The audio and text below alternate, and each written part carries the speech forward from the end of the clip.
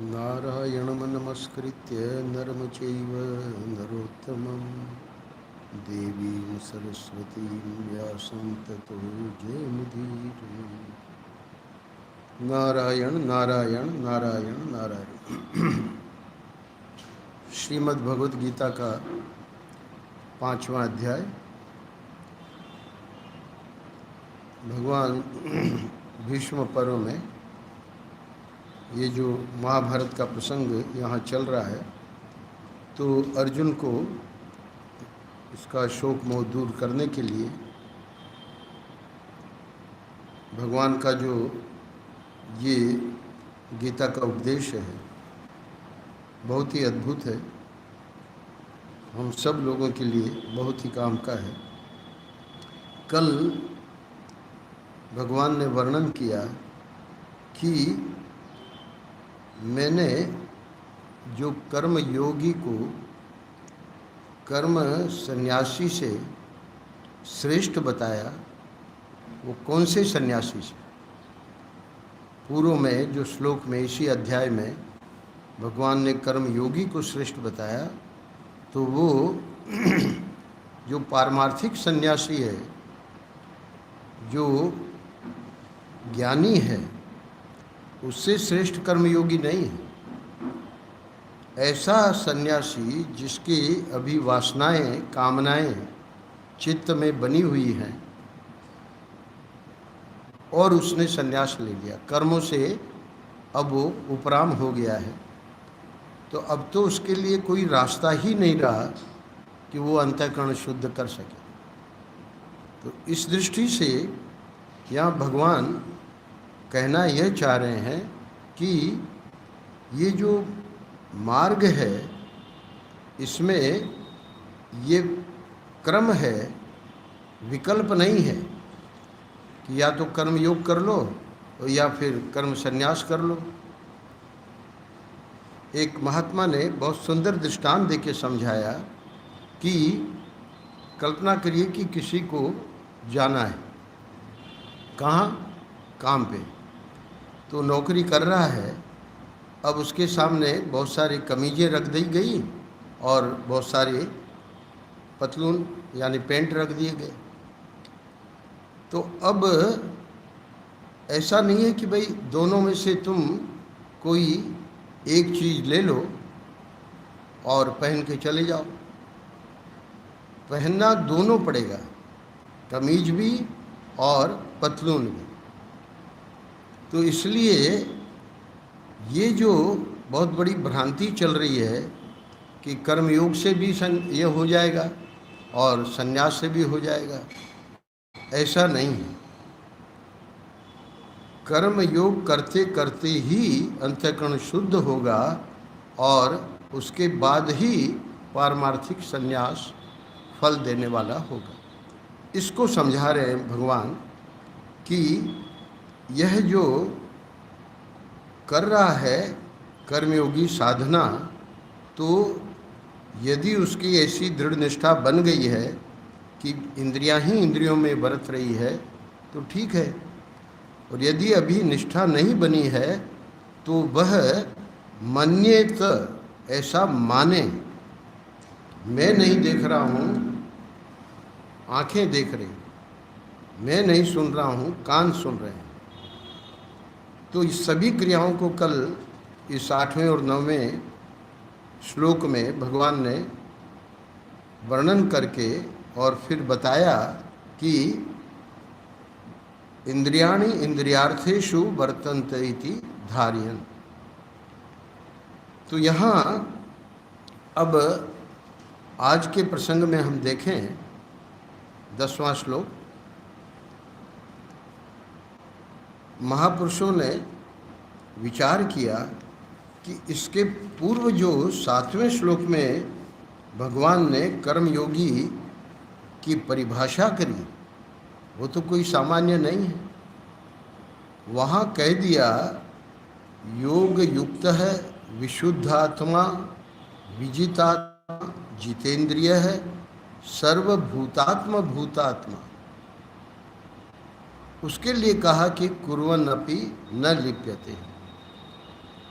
कर्म योगी अगर ठीक ठीक अपनी निष्काम कर्मयोग की साधना कर रहा है तो उसका अंतःकरण निर्मल होगा ही होगा, निश्चित रूप से होगा। योग युक्त है विशुद्ध आत्मा, और ऐसा जो निर्मल मन वाला है उसका अपने शरीर और इंद्रियों पर, प्राण पर कंट्रोल यानी संयम हो जाएगा। विजितात्मा जितेंद्रिय है। और इतना ही नहीं, वो चूँकि मुनि है, वो मनन भी कर रहा है ईश्वर का स्वरूप क्या है, जिसके प्रति मैं ये इन कर्मों का समर्पण कर रहा हूँ। तो उस मनन से, उस सत्संग से, उस गुरु के उपदेशों द्वारा उसको ये भी अनुभव में आवेगा कि सर्वभूतात्म भूतात्मा, ये जितना जो कुछ है वो परमात्मा ही है, मैं ही हूँ। बता रहे थे ना, ये मैं जो है ये वाला नहीं, जीव वाला नहीं, ये शरीर वाला ये नहीं, ये तो मैं नित्य शुद्ध बुद्ध मुक्त आत्मा हूँ। उसका सर्वत्र पसारा है। ऐसे कर्म योगी के लिए बताया कि वो जो भी कर्म करता है वो अब उसका लेप नहीं होता। कुर्वन् नपि न लिप्यते। और इतना ही नहीं, 13 क्रियाएं गिना दी और बता दिया स्पष्ट रूप से कि यदि वो ब्रह्मनिष्ठ है तो उसने तो अनुसंधान करके समझ ही लिया है कि ये क्रियाएं मुझ में नहीं। ऋषिकेश की घटना है, सत्य घटना है। वो जो महात्मा जी थे जिन्होंने पूरे जीवन, जिनकी प्रसिद्धि हो गई थी कि अद्भुत ब्रह्मनिष्ठा इनकी है, अब वो शिष्य देख रहा है, डॉक्टरों ने कह दिया है कि अब आधा घंटे से ज़्यादा से ज़्यादा 15 मिनट, आधा घंटा अब जीवन समाप्त समझ लो। अब दिया बुझ रहा है और शिष्य देख रहा है कि गुरुजी कराह रहे हैं, कष्ट में गुरुजी कराह रहे हैं। शिष्य को लगा कि पूरे जीवन गुरुजी ने इस ब्रह्मनिष्ठा में जिया, और आज जब लोग देख रहे हैं कि ये कराह रहे हैं तो ये तो उचित नहीं है। गुरुजी के कान में धीरे से कहा कि इस समय तो आप इस प्रकार कराइए नहीं। गुरुजी ने कहा कि बेटा, मैं भी देख रहा हूँ कि आधे घंटे से कोई कराह रहा है। अष्टावक्र जी का वो जो श्लोक है, चेष्टमानम शरीरम स्वम पश्यति अन्य शरीरवत्। कौन करा रहा है? वो महात्मा करा रहा है, पर पश्यति अन्य शरीरवत्। क्या उत्तर दिया? उसको चेले को कहा कि मैं भी देख रहा हूँ कि आधे घंटे से कोई करा रहा है। इसी का यहाँ वर्णन किया 8वें 9वें श्लोक में भगवान ने कि नैव किंचित करोमि इति, अर्थात वो जो नित्य शुद्ध बुद्ध मुक्त आत्मा है वहाँ कर्म की पहुँच ही नहीं है, वो तो अकर्मा ही है। तो फिर ये कर्म कहाँ हो रहे हैं? इंद्रियाणि इंद्रियार्थेषु वर्तन्ते इति धारयन्। और उसी के लिए पूर्व के श्लोक में भगवान ने ये 5 विशेषण दिए। अब प्रश्न ये है, जिसने इस तत्व को नहीं जाना है वह कर्म योग में कैसे प्रवृत्ति करे ताकि निर्लेप बना रहे? प्रश्न हमारे आपके लिए है जो कि इस मार्ग में आ तो गए पर अभी वो कला हम नहीं सीख पाए जिससे कि कर्म हमें बंधन में न ले सके। भगवान की करुणा देखिए, अपनी ओर से ही अगले श्लोक में बता रहे हैं, कला बता रहे हैं। 10वां श्लोक 5वां अध्याय, ब्रह्मण्याधाय कर्माणि संगम त्यक्त्वा करोति यः लिप्यते न स पापेन पद्मपत्रमिमाम्भसा। अर्थ श्लोक का, हे अर्जुन, जो पुरुष सब कर्मों को परमात्मा में अर्पण करके, ब्रह्मणि आधाय, ईश्वर में अर्पण करके, और संगम त्यक्त्वा, आसक्ति को त्याग कर, करोति यानी उस कर्म को करता है, सह अंभसा पद्म पत्रम इव पापेन न लिप्यते। दृष्टांत देके भगवान समझाते हैं कि वह पुरुष जल से कमल के पत्ते की भांति, जल में रहता है कमल का पत्ता, हम सब लोगों ने देख रखा है, कागज डालिए है ना, गल जाएगा, पानी में कागज गल जाएगा, पर वो कमल का पत्ता जो है वो मानो पानी से निर्लिप्त ही रहता है। ऐसे ही ये जो है कर्म करते हुए भी पापेन न लिप्यते, पाप से लिप्त नहीं होता। टेक्निक बता दी भगवान ने कैसे इसको करना है। ब्रह्मणी आधाय, भगवान भाष्यकार लिखते हैं कि जो तत्वज्ञानी नहीं है और कर्मयोग में लगा हुआ है, तो उसका जो भाव, वो भाव ये होना चाहिए, स्वामी के लिए कर्म करने वाले नौकर की भांति मैं ईश्वर के लिए करता हूँ। हनुमान जी को पूछा ना भगवान ने, बेटा अपना तुम बताओ कि तुम हो क्या। बताया कि देह दृष्टिया तू दासोहम, देह दृष्टि से हे प्रभु मैं आपका दास हूँ। भगवान भाष्यकार लिखते हैं कि स्वामी के लिए कर्म करने वाले नौकर की भांति मैं ईश्वर के लिए करता हूँ। इस भाव से सब कर्मों को ईश्वर में अर्पण करके, यहाँ तक कि मोक्षे अपि, मोक्षे अपि फले, मोक्ष रूप फल की भी आसक्ति छोड़कर कर्म करता है। यानी मोक्ष यदि ठाकुर जी ठीक समझेंगे, हमारा यदि अधिकार है, वो दे देंगे, उसके लिए हमको उसकी कामना नहीं करनी। संतों ने इसी श्लोक के लिए बहुत सुंदर दृष्टांत देके समझाया है। मुनीम जो है, अब वो सेठ की तो बहुत सारी दुकानें हैं, तो मुनीम क्या करता है, वही मानो मालिक है, वही सुबह से लेकर रात तक वो दुकान की पूरी है वो संभाल रहा है। अब वो जो भी आया नफ़ा फ़ायदा, वो जाके उसने सेठ जी को दे दिया। अब इसको क्या मिलेगा, मुनीम को क्या मिलेगा?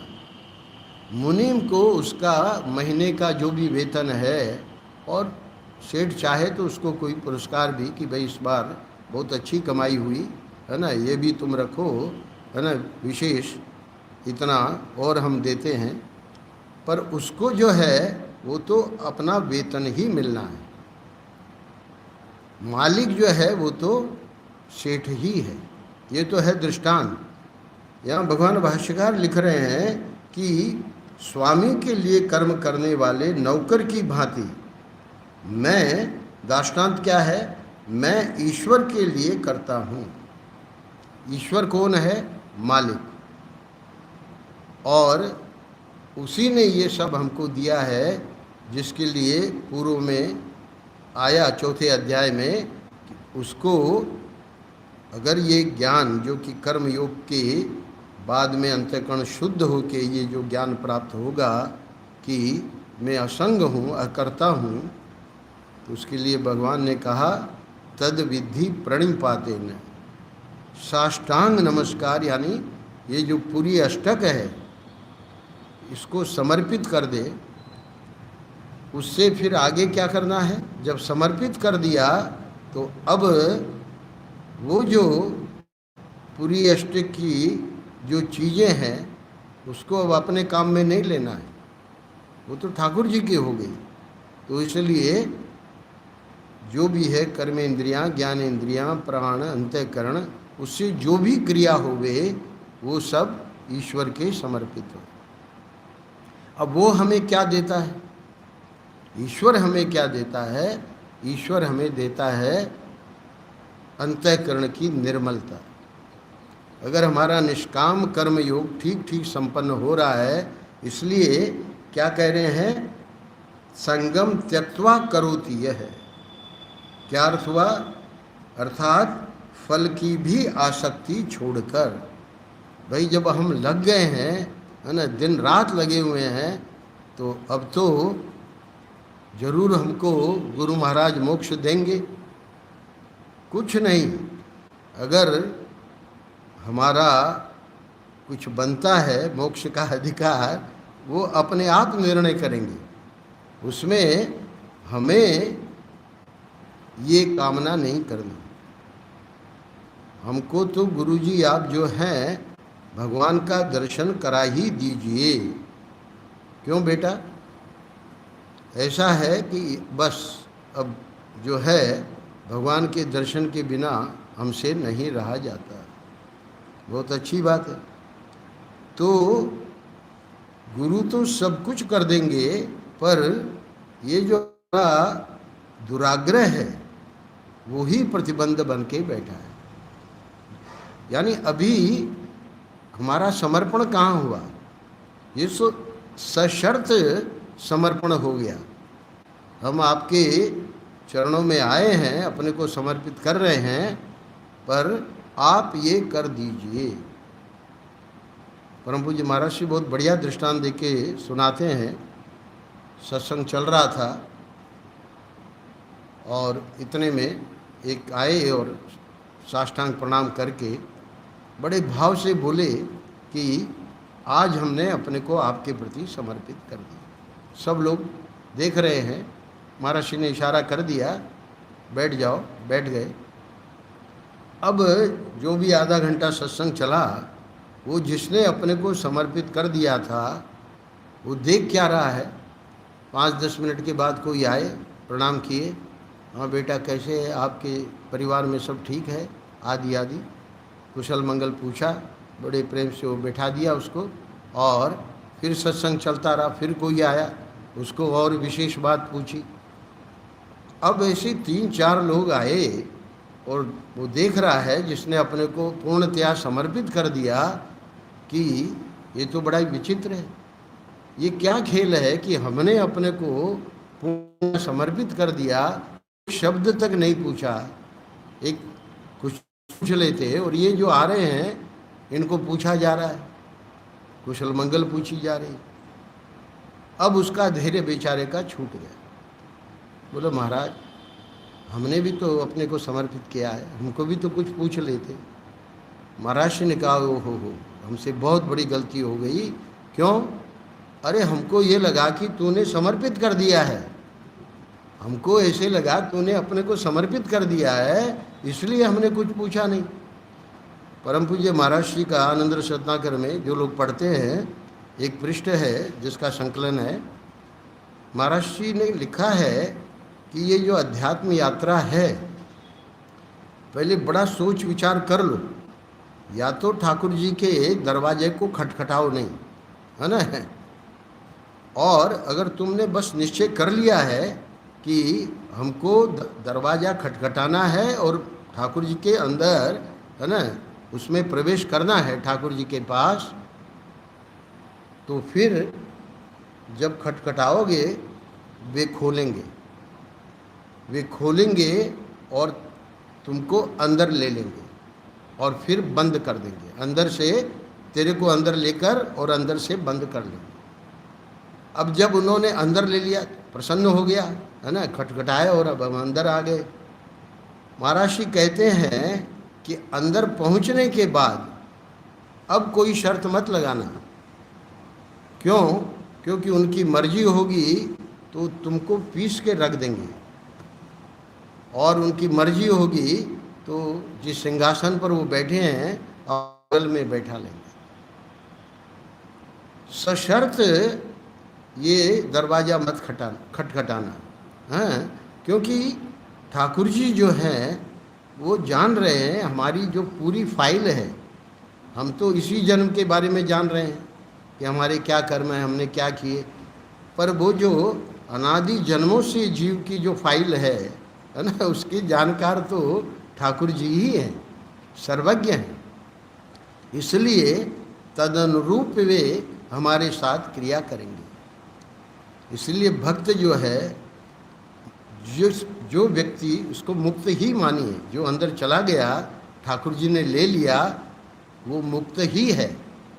तो मुक्त की कसौटी क्या है, सुन लीजिए। मुक्त कभी भी किसी भी घटना से उसको विक्षेप प्राप्त नहीं होता। अर्थात जिसको भगवान ने अपने चरणों में ले लिया, अब उसके जीवन में विक्षेप नाम की कोई वस्तु है ही नहीं। उपनिषद को उठाइए, भिद्यते हृदय ग्रंथि छिद्यन्ते सर्व संशया क्षीयन्ते चास्य कर्माणि तस्मिन् दृष्टे परावरे। स्पष्ट उपनिषद कह रही है कि अब कोई संशय ही नहीं रहा, सब कर्म समाप्त हो गए। कब? जब ये ज्ञान के द्वारा इस हृदय ग्रंथि का भेदन हो गया। तो कर्म योग के द्वारा जो उपलब्धि है उसको बता रहे हैं भगवान कि लिप्यते न स पापे न पद्म पत्र मिवाम्भसा। परम पूज्य महाराज इसी मुनिम के दृष्टांत को बहुत बढ़िया सुनाया। मुनिम के अंडर भी एक व्यक्ति है, और वो भी, क्योंकि मुनिम भी मुनिम ही है, आखिर में उसको काम लेना है, और इतना बढ़िया काम कर रहा है कि मुनिम खुश है, उसका भी जीवन आनंद का है, और व्यक्ति भी बहुत बढ़िया काम कर रहा है। अब उसी दुकान में उस व्यक्ति को तो सेठ जी ने दूसरी दुकान में कर दिया, और अपनी पत्नी के भाई को वहाँ कर दिया इस मुनिम के साथ। अब तक तो बड़ा आनंद था। अब वो जो पत्नी का भाई सेठ जी का आया है, वो तो मुनिम के सिर में बहुत बड़ा दर्द हो गया। क्यों दर्द हो गया? वो तो न तो कुछ कहना माने, उसको कोई डर भी नहीं है ना। अब क्या करे मुनिम? उस मुनिम को अगर सचमुच में वो समर्पित है तो उसके साथ एडजस्ट करना पड़ेगा। भगवान जो हैं उनके पास हम पहुँचते तो हैं, जैसे वो व्यक्ति ने कहा मैं अपने को समर्पित करता हूँ, धैर्य छूट गया। सबसे आप बात कर रहे हैं, कम से कम है ना, एक दो बात तो हमसे किया होता तो हमको अच्छा लगता। महाराज ने कहा बड़ी गलती हुई है ना, हमको लगा तुमने सचमुच में समर्पण कर दिया है। तो ये कर्म योगी जो है उसको क्यों नहीं कर्म का बंधन प्राप्त होता? क्योंकि उसका अब पूर्ण समर्पण है। पूर्व के 7वें श्लोक में बता दिया भगवान ने स्पष्ट कि वो योग युक्त है, वो विशुद्ध आत्मा है, वो जितात्मा है, वो जितेंद्रिय है, और इतना ही नहीं सर्वभूतात्मा भूतात्मा। ये जो सेठ की पत्नी का भाई आया है वो भी परमात्मा ही है, ठाकुर जी आए साक्षात। तो भाई ठाकुर जी उस रूप में तो बड़े बढ़िया थे, बड़ा आनंद आ रहा था, कोई बात नहीं। ठाकुर जी ने उस रूप में आनंद दिया, इस रूप में कष्ट दे रहे हैं, कोई देने वाले तो ठाकुर जी हैं। परम पूज्य महाराज ने कहा कि उड़िया बाबा जी महाराज का जब ये लीला स्मरण हुई, लीला ही है उनकी, है ना, महापुरुषों की लीला ही है। ऋषभदेव जी भागवत में आया है, जंगल में आग लगी और अपना शरीर को दौड़े, थोड़ी जान बचाने के लिए दौड़े नहीं, बस शरीर तो पहले से ही जला हुआ है। सन्यासी को ये भगवा वस्त्र क्यों देते हैं कि दूर से व्यक्ति देखे कि अरे वहाँ तो कोई अग्नि जल रही है। ये शरीर जो है, जो पारमार्थिक सन्यासी हैं, इसलिए ये वस्त्र दिए जाते हैं कि ये जला हुआ है। तो यहाँ पर देखें आप, महाराज जी कहते हैं अमृतसर में जैसे ही तार आया कि बाबा का ऐसे ऐसे हो गया, बोले एक क्षण के लिए मन में हलचल हो गई, अरे ये क्या हुआ गुरुजी के साथ ऐसा, कि किसी ने हंसिया से उनको, और महाराज जी कहते हैं दूसरे ही क्षण सुखमणि साहब का वो वाक्य याद आया, उनसे होय नहीं कछु बुरा और कहो कीने कछु करा। एकदम मन शांत हो गया। जब सब कुछ भगवान ही करने कराने वाले हैं, है ना, सर्वभूतात्मा भूतात्मा, इस ज्ञान दृष्टि से, है ना, वो जो भी उसको सत्संग में प्राप्त हुआ उसका वो मनन करता है दिन रात, इसलिए अब जो कर्म हैं वो कर्म उसको लिपायमान नहीं करते। भगवान भाष्यकार लिखते हैं अगले श्लोक के लिए, उसके कर्मों का फल तो केवल अंतःकरण की शुद्धि मात्र ही होता है। भगवान देते क्या है उसको, उसने जब समर्पित अपने को कर दिया, बहुत बड़ी चीज़ देते हैं। क्यों? क्योंकि टीकाकारों ने लिखा है 7वें श्लोक के बारे में कि अंतःकरण शुद्धि ही मुख्य है। अगर अंतःकरण शुद्ध हो गया तो विजितात्मा यानी शरीर भी उसके वश में हो गया, जितेंद्रिय यानी वो भी उसको प्राप्त हो जाती है।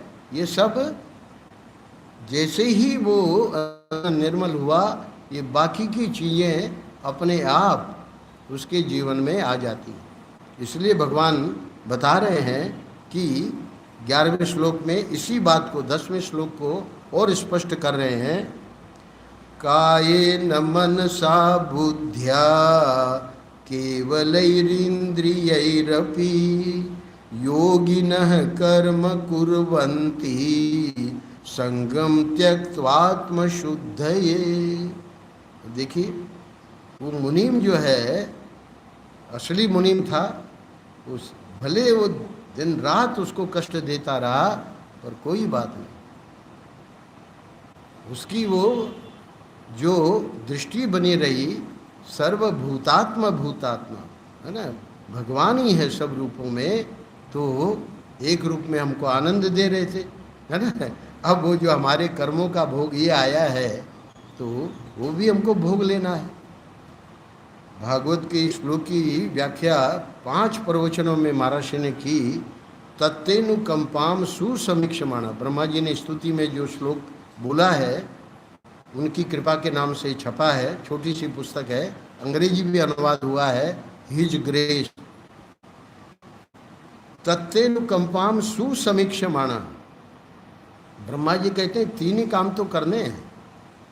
पहला काम यही है कि हर क्षण कृपा बरस रही है। महाराज अनुभव तो नहीं होता, बड़ा कष्ट है ना, बड़े दुख पे दुख आ रहे हैं, भजन कर रहे हैं फिर भी पता नहीं क्या हो रहा है। ईक्षण से नहीं, ईक्षण से नहीं पता लगेगा, समीक्षण से पता लग जाएगा। ठीक तरह से उसमें अनुसंधान करें कि भाई इसमें क्या कृपा है, पता लग जाएगा। समीक्षण से भी पता नहीं लगेगा। सुसमीक्षमाणा, सुसमीक्षमाणा का अर्थ है सदेवो यदेव कुरुते तदेव मंगलाय।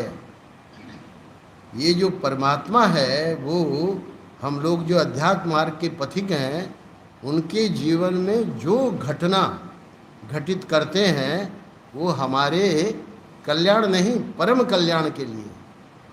बाह्य रूप से तो दिख रही है कि अरे ये भक्त होते हुए इनके जीवन में इतना बड़ा कष्ट, इतना बड़ा रोग, पता चला कि कैंसर हो गया, कुछ नहीं।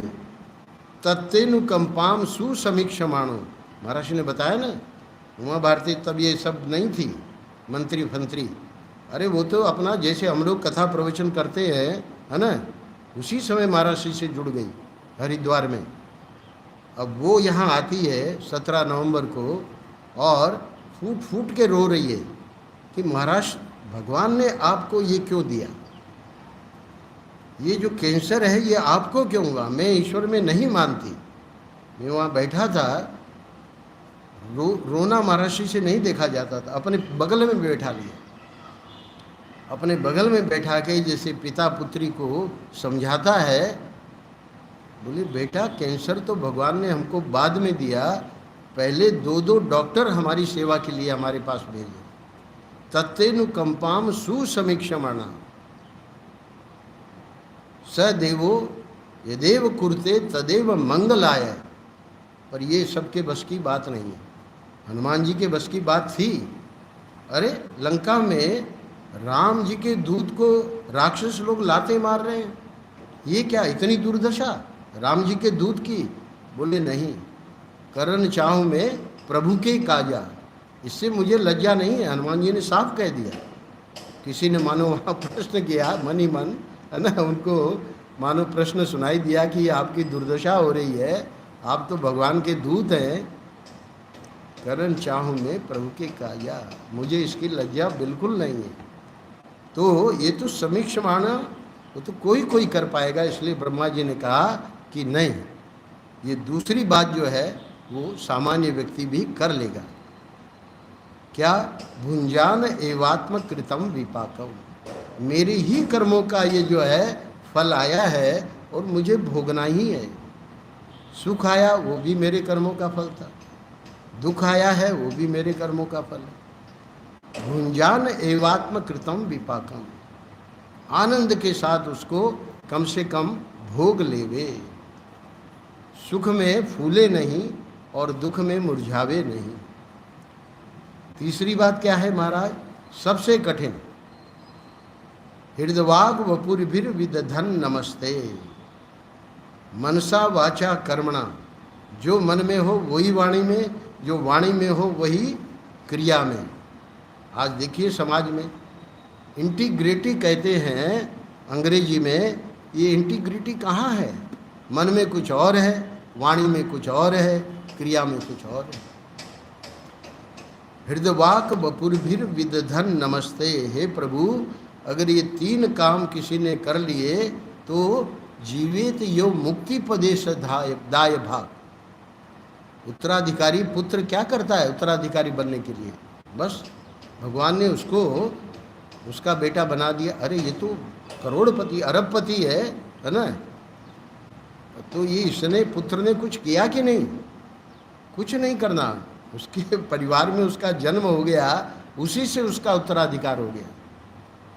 तो हम लोगों के लिए अध्यात्म मार्ग में प्रभु की जो ये देवी संपत्ति है, ये जो ज्ञान है, ये जो वैराग्य है, ये जो भक्ति है, उसके उत्तराधिकारी भगवान ब्रह्मा जी कह रहे हैं कि अगर ये तीन कलाएं हमको आ जाए, या तो समीक्षण करना आ जाए, सुसमीक्षण नहीं कर पाए कोई बात नहीं, हमारे कर्मों का भोग है ना, प्रसन्नता से उसको सह लें, व्यवस्था से नहीं, रोते रोते नहीं। हमारा इसमें कल्याण है, हमारे भोग जो है, हमारे कर्म है ना, कर्म है वो भी मिट रहे हैं और अच्छे कर्म भी मिट रहे हैं, तभी तो गुणातीत हो गए। पापे ने इसकी व्याख्या की है, पाप का अर्थ सिर्फ पाप नहीं है, पुण्य भी पाप है। यानी पुण्य जो है उससे तो स्वर्ग जाओगे, तो स्वर्ग से फिर वापस आना पड़ेगा, तो जन्म मरण का चक्र कहाँ छूटा। तो लिप्यते न पापे न लिप्यते का अर्थ भगवान भाष्यकार ने किया है कि फिर उसको ये जो पाप कर्म है, पाप कर्म से पुण्य कर्म भी ले लेना। बहुत ही अद्भुत है ये, इसलिए कहा कि मोक्ष रूप फल की भी आसक्ति छोड़कर जो कर्म करता है ईश्वर अर्पित, तो उसका तो काम बनना ही बनना है। पर अब इसी श्लोक की और स्पष्ट व्याख्या कल करेंगे। कल थोड़ा सा समय का परिवर्तन 15 मिनट का है, हमारा 9:30 से 10 होगा। इसके पूर्व जैसे ब्रह्मचारी राम चैतन्य जी सुना रहे हैं उपदेश शास्त्र में, तो उनका थोड़ा पहले हो जाएगा, है ना, 8:30 से 9, और 9 से 9:30 हमारे स्वामी श्री विश्वात्मानंद जी जो आ गए हैं। तो आत्मबोध भगवान भाष्यकार द्वारा ही, यानी प्रकरण ग्रंथ है ये, कर्मयोग का जो 5वें अध्याय में वर्णन किया है, तो उसके लिए अगर प्रकरण ग्रंथ वेदांत का ठीक ठीक हमको बुद्धि में आरूढ़ हो जाए तो इतना सब कठिन नहीं है।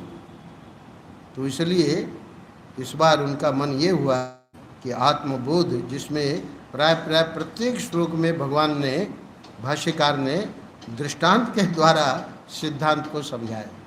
अद्भुत ग्रंथ है आत्मबोध। तो उससे कल से प्रारंभ करेंगे। और कल के लिए एक और विशेष सूचना है, 7 दिवसीय सत्र भी कल से ही शुरू होगा, वो भी इसी आश्रम में आनंद वृंदावन में, और उसका समय है सायं का। आचार्य जी स्वामी श्री श्रवणानंद जी महाराज आज आ जाएंगे। अभी ट्रेन में हैं, शायद पहुंच गए होंगे मथुरा, या ट्रेन लेट है आज, तो 12 बजे तक आज आ जाएंगे। तो कल तो कह रहे हैं कि शोभा यात्रा भी है, तो 4 बजे तो काफ़ी गर्म रहता है, तो 4:30 के आसपास शोभा यात्रा करके और फिर 7 बजे तक कूर्म पुराण पर 7 दिवसीय सत्र रखा गया है। और ये पहली बार जिसमें गुरु पूर्णिमा भी बीच में आ रही है, यानी 15 को सत्र पूरा होगा, 13 जुलाई को व्यास पूर्णिमा भी है प्रातः, वहाँ भी सब भक्त लोग, सब शिष्य लोग अपने अपने गुरु का पूजन करेंगे। तो यही है व्यास जी का पूजन, यानी उस दिन हम अपने सद्गुरु का, है ना, पूर्ण रूप से उनके प्रति समर्पित हो जाएं, ताकि ये ज्ञान हमें प्राप्त होवे। तो ये सब कार्यक्रम का मैंने यहाँ आपको ब्यौरा दे दिया है। जितना आप लाभ उठावें, है ना, उतना ही अच्छा है। नारायण नारायण नारायण।